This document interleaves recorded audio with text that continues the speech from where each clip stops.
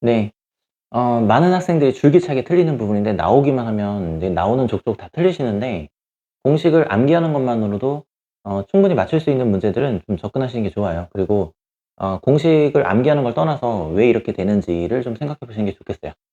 자, 원과 접선인데 우리가 구하는 대상이 접선의 방정식이야. 그러니까 이 접선을 구한다고. 근데 여러분이 두 가지 조건이 주어져요. 크게 보면 기울기가 주어질 때하고 접점이 주어질 때 이렇게 된다고. 근데 아무 때나 그렇게 하시는 게 아니라 이때 원은 뭐냐면 원의 중심이 원점인 상태야. 원의 중심이 원점. 특히 사람들이 뭐 단위원이라고 이렇게 얘기하는 부분 있잖아. 그런 부분이 되겠어요. 그러면 얘네들은 이제 어떻게 되냐면 x제곱 플러스 y제곱 요게 아래 제곱 이렇게 해서 요게 원의 중심을 지나는 원의 방정식이 이렇게 형성이 되겠죠. 그죠? 그럼 요걸 기본 골자로 해서 판단하신다 이렇게 보시면 되겠어요. 자, 근데 기울기가 주어진다 이런 얘기는 뭐냐면은 이 접선의 기울기가 주어지는 거야. 즉 다시 말해서 y는 mx 플러스 n이라고 해서 흔히 이렇게 정리를 하죠. 그럼 얘하고의 관계야.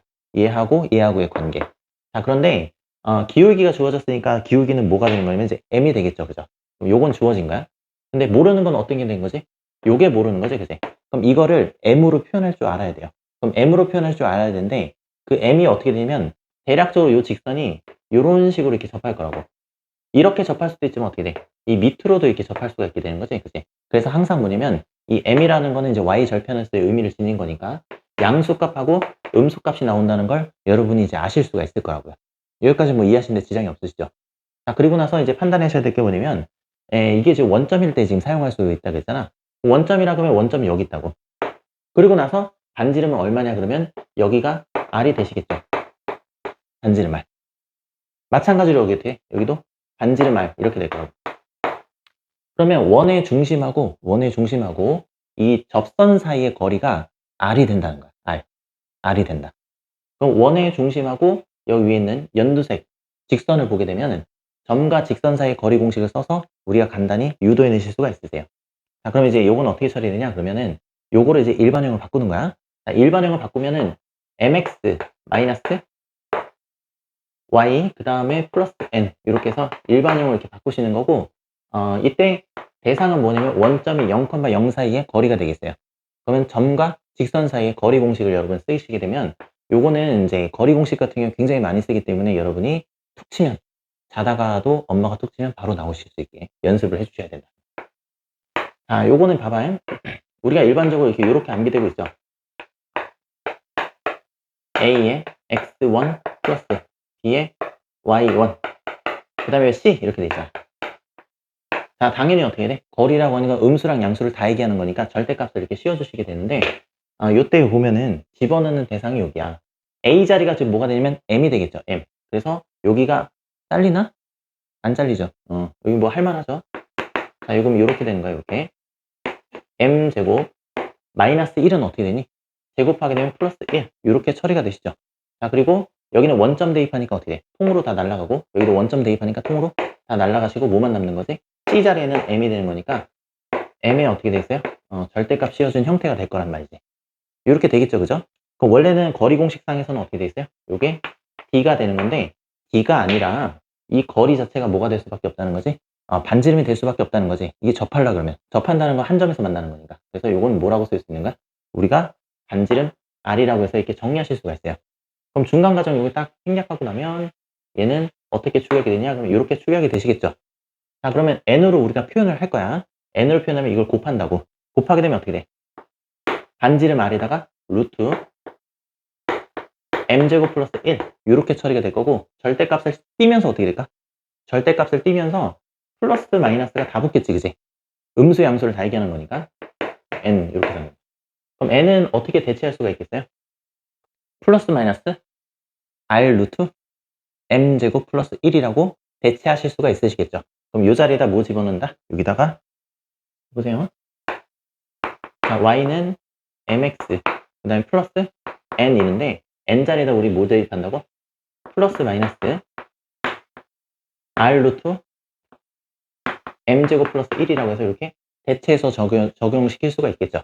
그러면 기울기가 주어졌을 때는 어떻게 생각하시면 되는 거냐면 이 반지름 r하고 그 다음에 기울기만을 이용해서 우리가 식을 유도해낼 수 있다. 이렇게 생각하시면 되는 거고, 플러스 마이너스는 어떻게 돼?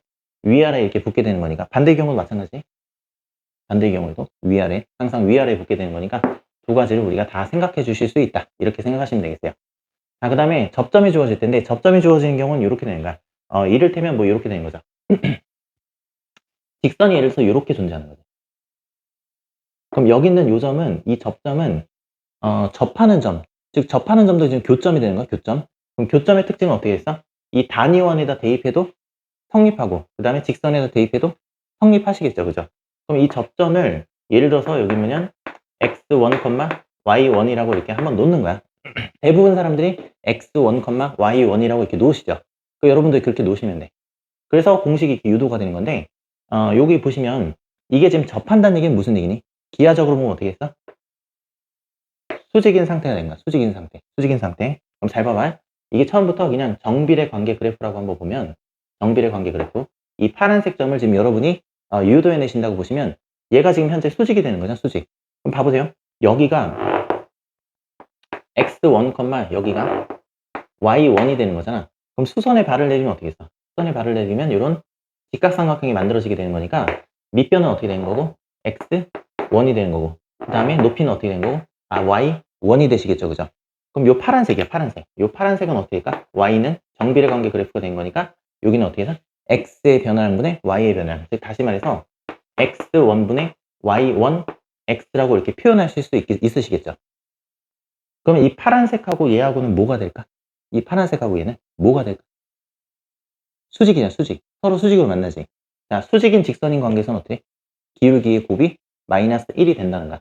그럼 기울기의 곱이 마이너스 1이 된다는 거는 역수 관계면서 어떻게? 부호가 정반대가 되는 거니까 요 노란색 부분은 어떻게 됐어? 요 노란색 부분은 요 기울기 자체가 지금 어떻게 되면 y는 이렇게 되고, 기울기가 요거의 역수죠. y1분의 x1 이렇게 되면서 어떻게 돼? 마이너스 처리 이렇게 되는 거죠. 마이너스 처리. 그리고 x 이렇게 붙인다고. 여기까지 이해되셨죠? 그죠? 자, 그러면 봐봐요. 여기가 지금 x1하고 y1 이렇게 되는 거니까 처음에 어떤 그래프? 요 점선으로 표시할게. 원래 이렇게 생긴 정비례 관계 그래프가 어떻게 되면 x축 방향으로 x1만큼, y축 방향 어떻게? y1만큼 이동한 거랑 마찬가지인 거니까 우리가 일반적으로 표시할 때는 여기 어떻게 돼 있어요? y자리에 y-1을 대입하시고, 그 다음에 x자리에다 어떻게 한다고?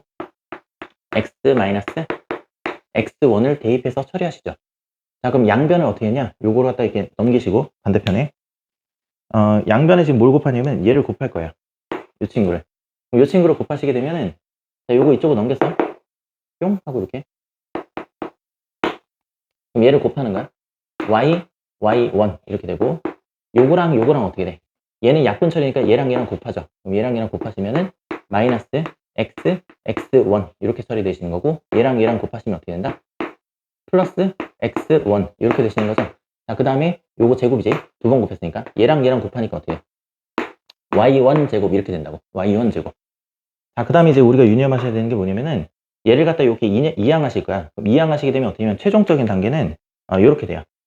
x, x1 이렇게 되고, 그 다음에 y1 이렇게 되시고, 그 다음에 이 우변 전체는 어떻게 되면 x1의 제곱 플러스 y1의 제곱 이렇게 되시겠죠.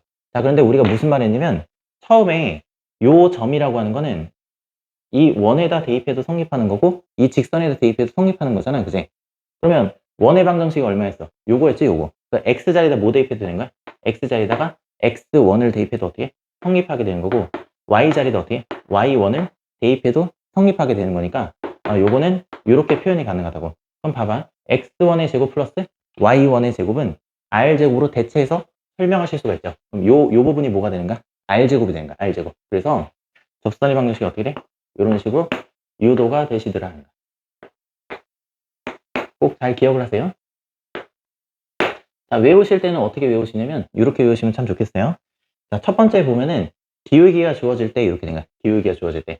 그럼 y는 어떻게 돼? y는 mx까지는 우리가 알고 있는 거죠. 그죠? 그럼 변형이 되는 건 어떻게 돼? n이 변형이 된 거잖아. n이. 그러면 r 곱하기 루트 m제곱 플러스 1 이렇게 된 거잖아. 그지? 근데 요거를 원래 루트라는 거 자체가 r을 이제 기호화시킨 거예요. r을 기호. 그래서 그래서 m제곱 플러스 1. 여기까지는 우리가 알고 있는 거잖아, 그지? y는 mx 플러스 마이너스 어때? rr. 그 다음에 m제곱 플러스 1. 이렇게 암기하신다, 이렇게 보시면 되는 거고, 꼭 머릿속에 넣어두십니다, 요거를. 꼭 넣어두세요, 여기를. 자, 그냥 두 번째 보면 접점이 주어질 때, 접점이 주어질 때 보면, 접점이라고 하는 거는 이게 교점을 의미하는 거기 때문에 원에다 대입해도 성립하고 직선에다 대입해도 성립한다는 거 꼭 머릿속에 넣어놓으시고, 자, 그 다음에 요건 어떻게 되면 x제곱이잖아. 처음에 보면 요거 이 x제곱 이 x제곱을 어떻게 생각하시면 되는 거냐면 x 곱하기 x라고 생각하시고, 요거는 y 곱하기 y라고 이렇게 생각하시는 거야. 그러면 요건 어떻게 하면 x가 지금 두 개야. 둘 중에 하나, 요 둘 중에 하나에다 요거 대입한 거랑 마찬가지야. 그러면 x자에다 어떻게 돼? x1을 대입했다고 생각하시면 되는 거. 둘 중에 하나에다 대입하는 거야. 자, 그 다음에 y도 어떻게 돼? y자리, 둘 중에 하나에다가 y1을 대입했다고 생각하시면 충분히 이 식을 암기하는 데 지장이 없을 거라고 생각이 들고, 요거는 굉장히 잘 틀리는 부분이기 때문에 머릿속에 꼭 넣어놓으세요.